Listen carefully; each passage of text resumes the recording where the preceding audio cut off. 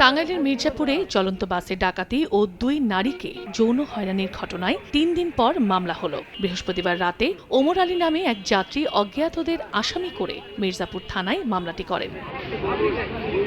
বাদী জানান 17 ফেব্রুয়ারি রাতে ঢাকা থেকে রাজশাহী যাওয়ার উদ্দেশ্যে ইউনিক রোড রয়্যালস পরিবহনের একটি বাসে ওঠেন। বাসটি রাজধানীর গাবতলী থেকে ছাড়ে। পথে গাজীপুরের চন্দ্রা থেকে যাত্রী বেশে আরও 3 জন ওঠে। রাত 1:45টার দিকে বাসটি টাঙ্গাইলের মির্জাপুরের সোহাগপাড়া ফুটওভার ব্রিজের কাছে পৌঁছালে 6 থেকে 7 জন ডাকাত অস্ত্রের মুখে যাত্রীদের জিম্মি করে। এ সময় তারা যাত্রীদের সঙ্গে থাকা 5,24,600 টাকা লুটে নেয় ও 2 নারীকে যৌন হয়রানি করে। বাসটির নিয়ন্ত্রণ নিয়ে আবারও চন্দ্রায় গিয়ে নেমে যায় ডাকাতরা।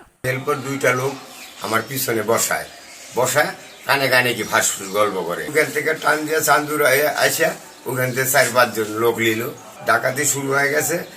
হচ্ছে যার কাছে যা আছে সব দিয়ে নন্দন পার্কের সামনে গিয়া ব্রিগেড দিয়া ওরা ডাকাতরা নামে যায়। পুলিশ বলছে ঘটনার তদন্ত করে জড়িতদের আইনের আওতায় আনা হবে।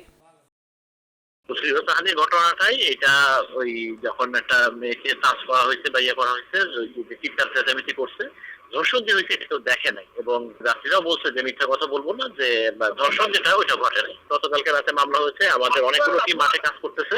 এদিকে বাসটি নাটোরের বড়াইগ্রাম পৌঁছালে বিক্ষুব্ধ যাত্রীরা চালক ও তার সহকারীকে আটক করেন। পরে পুলিশ বাসটি জব্দ ও আটক দুজনকে হেফাজতে নেয়। বুধবার তারা আদালত থেকে জামিন নিয়েছেন। চন্দ্র বিশ্বাস, ববি, সময় সংবাদ।